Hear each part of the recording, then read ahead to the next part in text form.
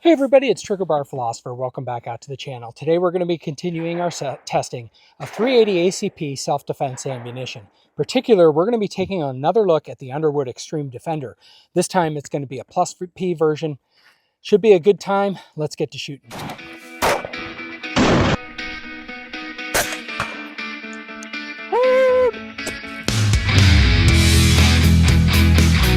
Well, what are we going to be talking about today? Again, I've mentioned that we have a series on 380 ACP testing. Can't remember which episode this is, but we have quite a few of them now.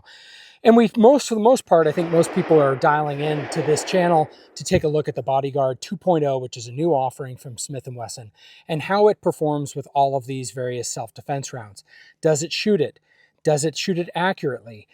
What is the performance in the gel? 380 ACP may be new to them, as this is kind of a more newer type gun. It's very similar to the LCP Max in terms of size and weight, but it's definitely in terms of its ergonomics, just a kind of game changer, if you will, for what I like to consider pocket carry or deep concealment or your second gun or something like that.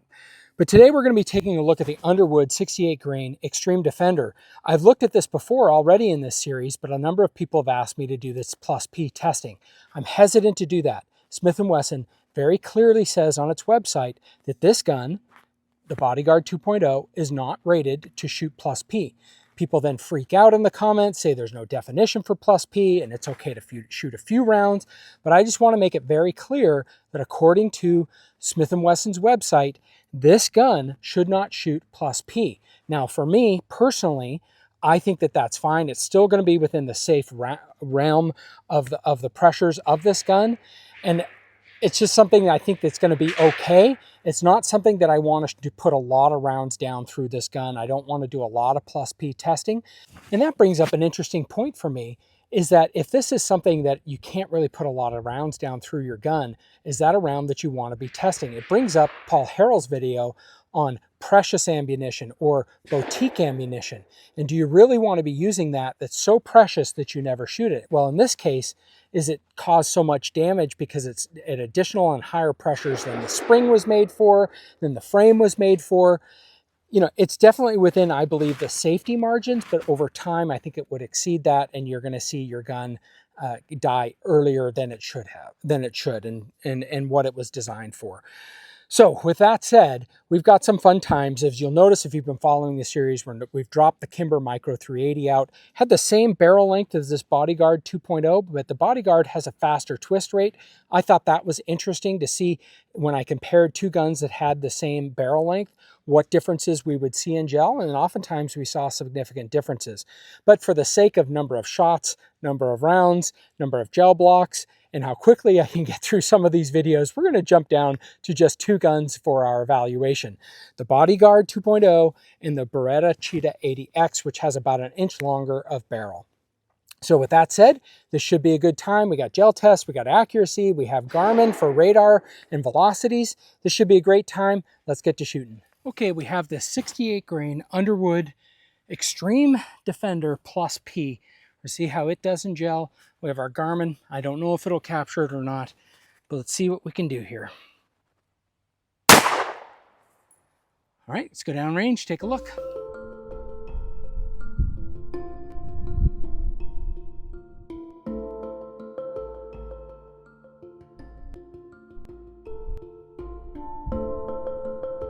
Okay, let's take a look at what happened with this Underwood ammunition. Rendered over at this part, came in, must have been doing some pretty good spinning and flipping in the gel.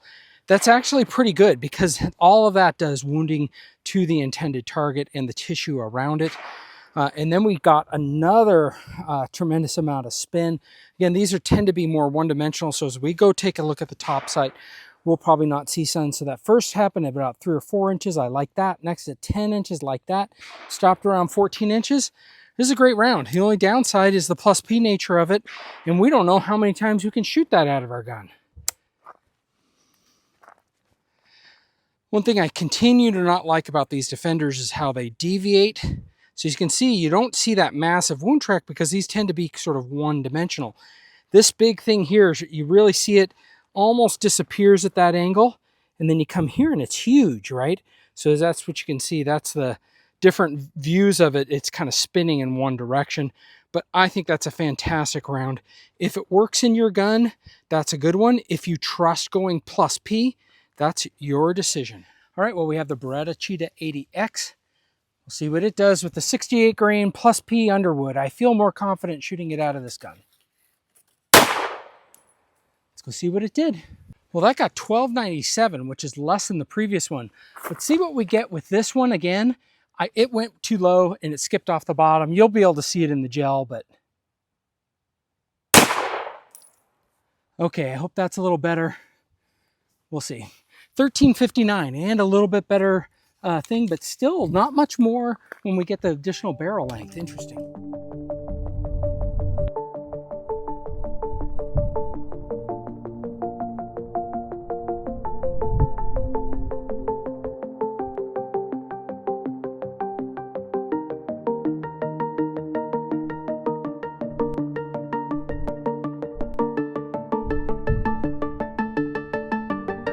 All right, well, I'm not super happy about this.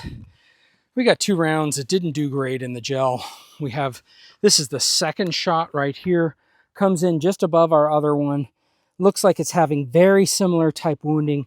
Instead of starting to flip it around this mark, it skedaddles out of the...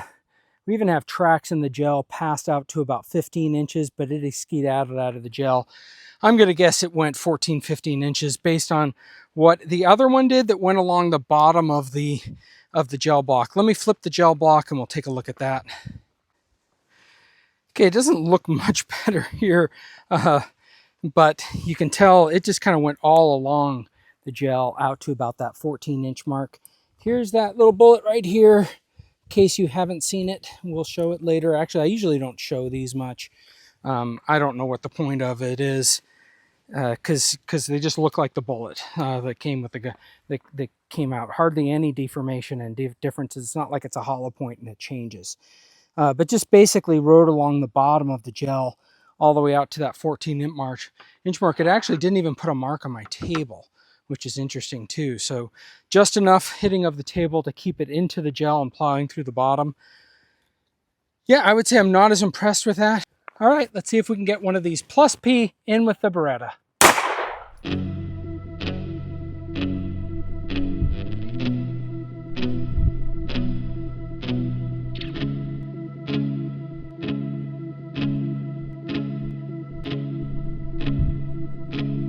Okay, it came into the gel block just a little bit more in the center.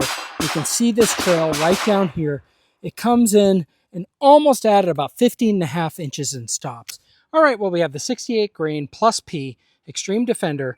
We're going to see how it does with the Smith & Wesson Bodyguard and with our Garmin, see what kind of velocities we get with it. 1340, 1307, 1292, 1281,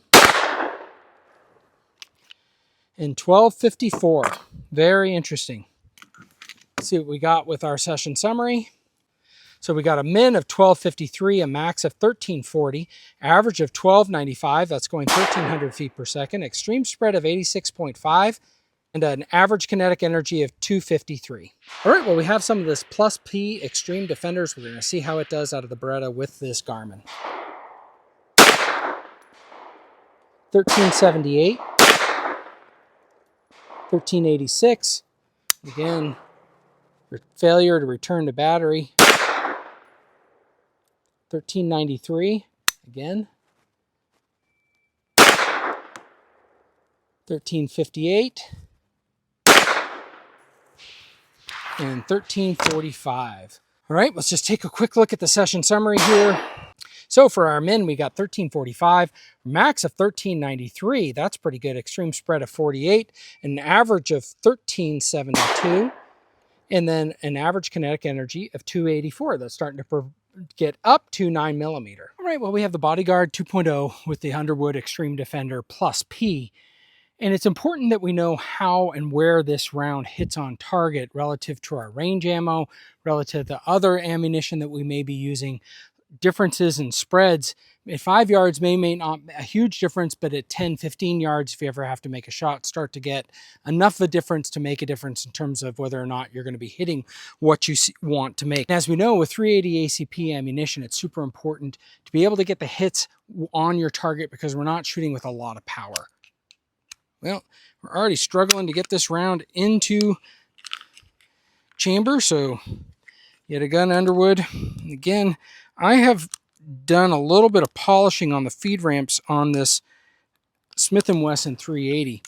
So it should go in just a little bit easier. I've had problems with it in the past. Let's see how we do when we're shooting just a few more rounds with it.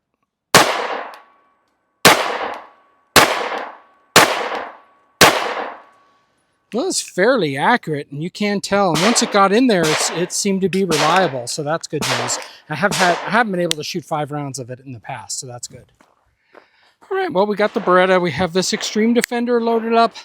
Let's see how it does here.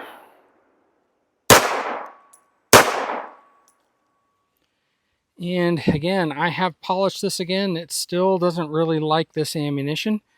I'm gonna drop the mag. I don't know if that's a live round. It was a live round. So we will have one fewer.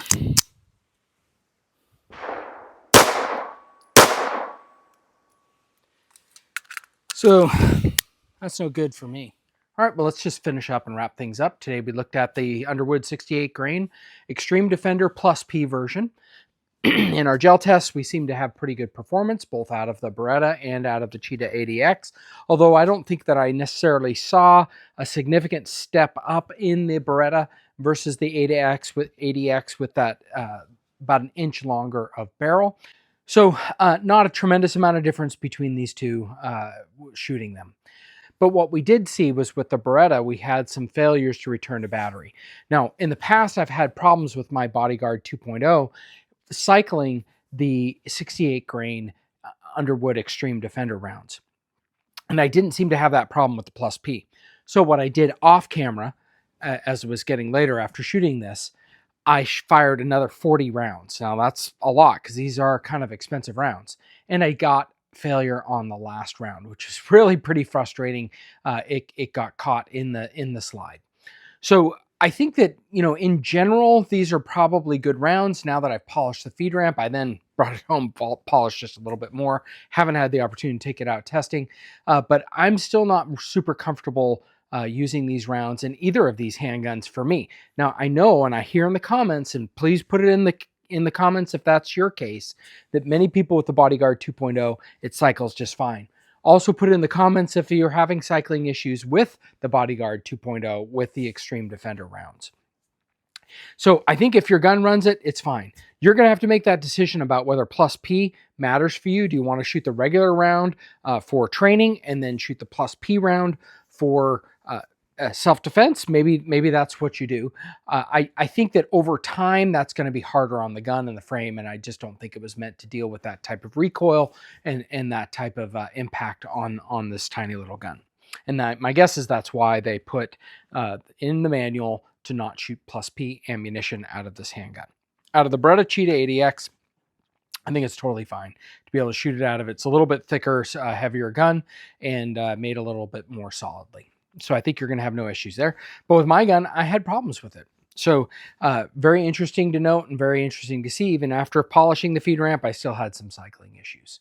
So let me know what you guys think about this Xtreme Defender. Is this a round that you're going to trust? Is this a round that you're going to use for your self-defense? Please put it in the comments below. Hope everyone has a great week, and let's get to shooting.